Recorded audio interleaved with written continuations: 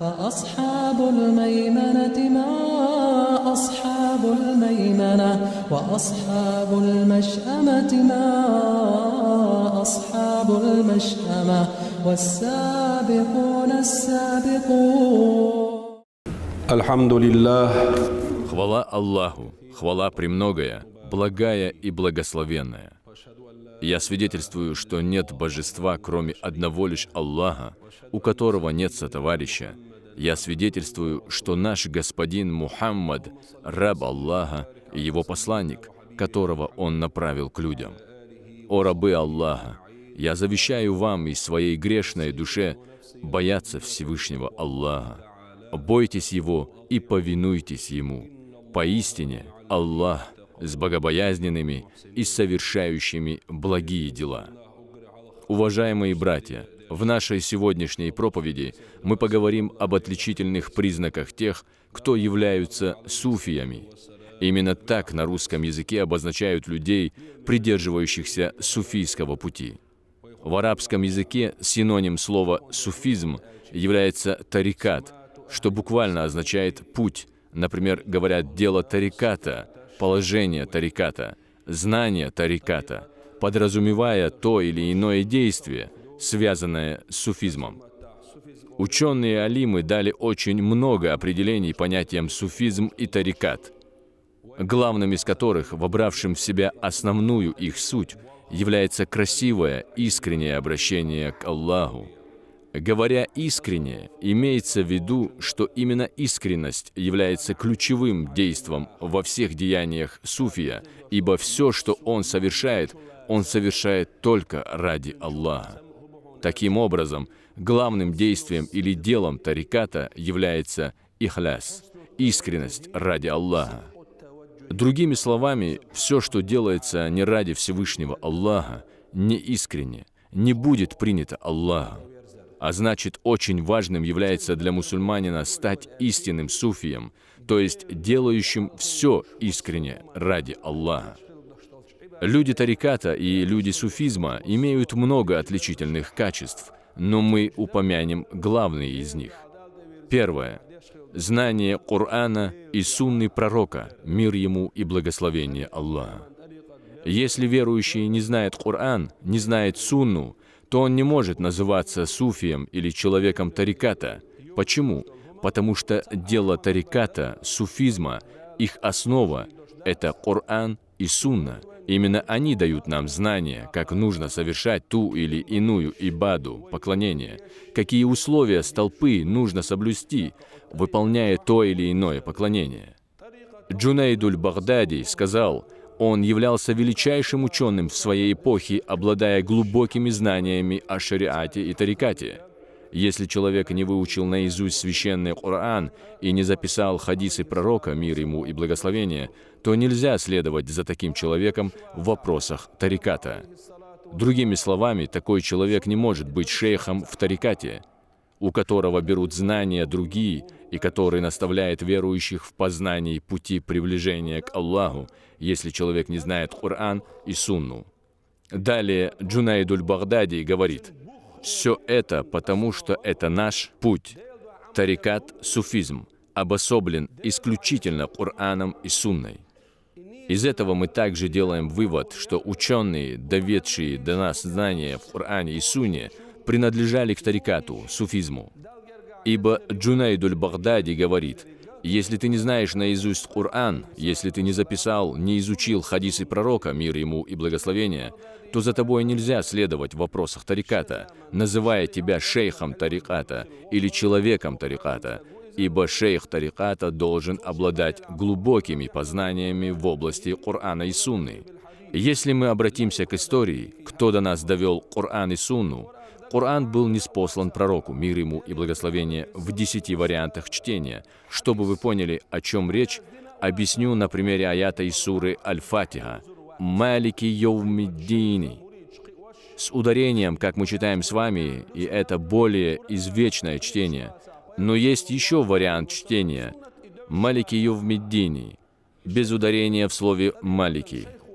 Поскольку арабский язык очень совершенный и у него имеется много диалектов, Аллах не спаслал Коран с 10 кайратами, чтениями, чтобы все арабские племена могли его читать.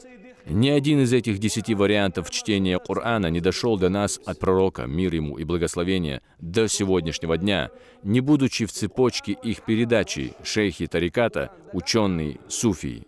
То есть, какую бы мы цепочку ни взяли за основу, идущую к пророку, мир ему и благословение, то в ней мы обязательно найдем шейха, ученого тариката. И если кто-то говорит, что нужно из этой цепочки убрать ученых суфиев, то и самой цепочки не станет, ибо сама эта цепочка пропадает. Она нарушается, и стало быть, нарушается цепочка, ведущая нас к Корану. А она не может быть нарушена, ибо Аллах оберегает Коран посредством хафизов, которые из уст в уста передали его до нас. Более того, великие ученые ислама, такие как имам Ахмад, имам Шафий, Малик, Абу Ханифа, они были не только правоведами, но и хадисоведами, также имамы Аль-Бухари, Муслим, Абу Давуд, Ибн Маджах, Ан-Насаи. Это великие ученые хадисоведы жили более 1000 лет назад. В цепочке передачи их хадисов, включая их самих, присутствуют ученые тариката, ученые суфии. И нам становится ясно, что Коран и Сунну до нас довели вышеперечисленные и им подобные ученые алимы ислама, приверженные к тарикату. Таким образом, первая отличительная черта – сифат людей тариката, суфиев, знание Корана и Сунны, исследование им во всех своих деяниях. Если ты не обладаешь знаниями о Коране, не придерживаешься его. Если ты не обладаешь знаниями о Сунне, не придерживаешься ее, то нельзя сказать о тебе, что ты являешься человеком тариката, то есть суфием. Вторым отличительным признаком людей тариката является изучение сердец рабов Аллаха, изучение качеств, которыми обладают сердца, другими словами, их постоянное очищение, когда они обращены к Аллаху, очищая свои намерения. Почему шейхи тариката придавали такое значение содержимому сердец рабов Аллаха? Да потому что из всех наших частей тела Аллах смотрит именно на наши сердца, и сердце – самая славная часть человеческого тела.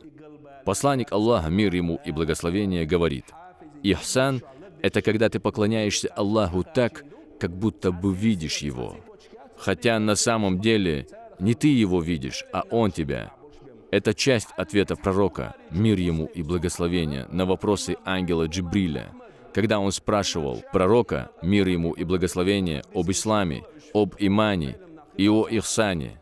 И все это происходило в присутствии сподвижников пророка, мир ему и благословение. Таким образом, ихсан – это степень тариката, то есть, когда ты поклоняешься Аллаху так, как будто бы видишь Его, хотя на самом деле ты Его не видишь.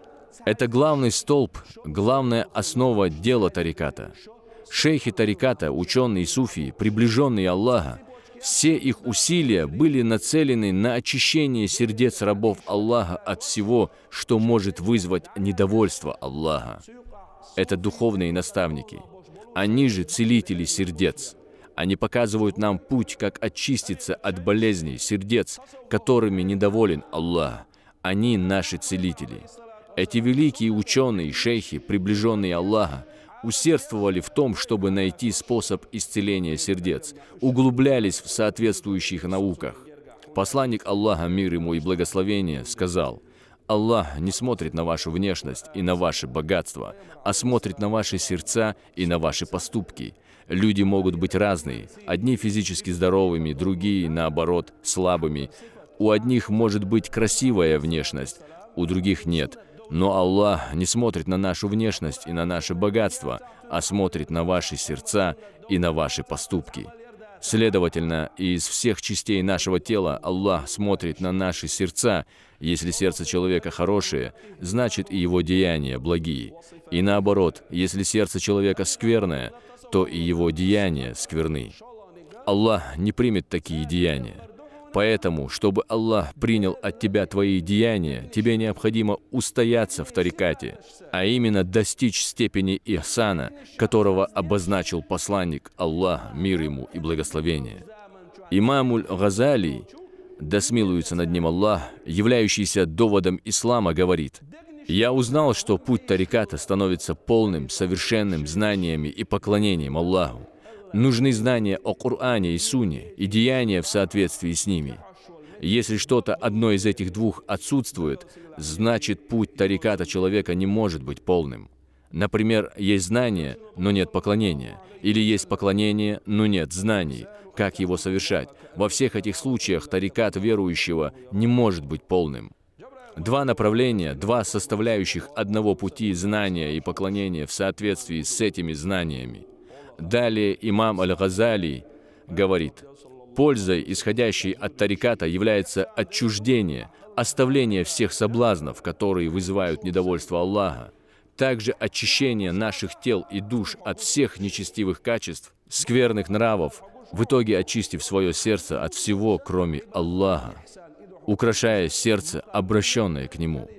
Смыслом сказанных имамом Аль-Газали слов является то, что науки, основанные учеными, шейхами тариката, даруют тебе любовь к Аллаху, очищают твое сердце от всего, что может вызвать недовольство Аллаха, очищает твое тело и твое сердце от нечестивых качеств, скверных нравов, в итоге возвышая тебя на пути приближения к Аллаху постоянным поминанием Аллаха, зикром. Третьим отличительным качеством людей тариката является ихляс, искренность, то есть, чтобы ты все совершал ради Аллаха, иначе твои деяния не будут приняты Аллахом. Задачей приближенных Аллаха была, чтобы их мюриды, последователи, совершали свои поступки исключительно ради Аллаха, чтобы в итоге мюрид в судный день получил счастливый удел и попал в рай. Наши родители, когда нас воспитывают, они же стараются делать так, чтобы все у нас в этой жизни было хорошо, а шейхи, когда усердствуют в наставлении своих мюридов, стремятся и желают, чтобы у них все было хорошо в судный день, то есть, чтобы они оказались в раю. Имам Аль-Бухари, да смилуется над ним Аллах, в своем достоверном сборнике под номером 1 привел следующий хадис, ибо он является основой всему остальному. Поистине, деяния оцениваются по намерениям. То есть, если твое намерение чистое, то твои деяния будут приняты. Ну а если твое намерение нечистое, то и твои деяния не будут приняты.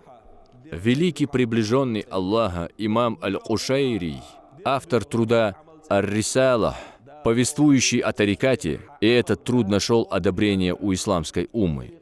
Так вот, Аль-Кушайри говорит: «Аль-Ихляс» — искренность, о которой мы сказали, что она является отличительным качеством людей тариката.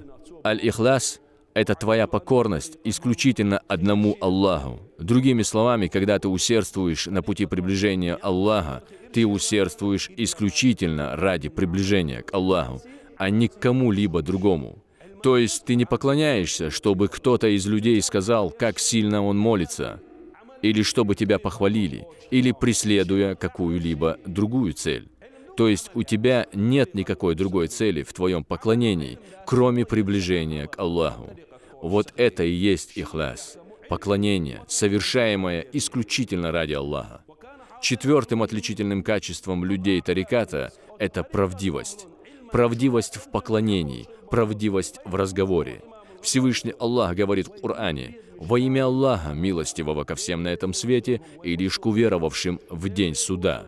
О вы, которые уверовали, будьте богобоязненными, верующими и будьте в числе правдивых в своих речах и деяниях».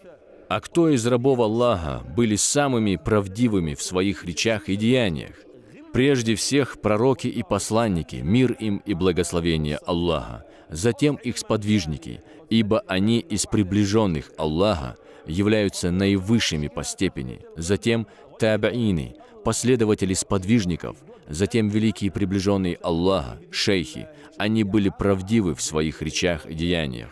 Далее Аллах в Коране говорит: «Следуй путем тех, кто обратился ко мне», то есть пути тех, кто уверовал в меня и моего посланника, мир ему и благословение. Никто не сможет следовать вышеуказанному пути больше, чем приближенный Аллаха. Посланник Аллаха сказал о достоинстве правдивости: «Правдивость приводит к благим поступкам, а благие поступки приводят к раю».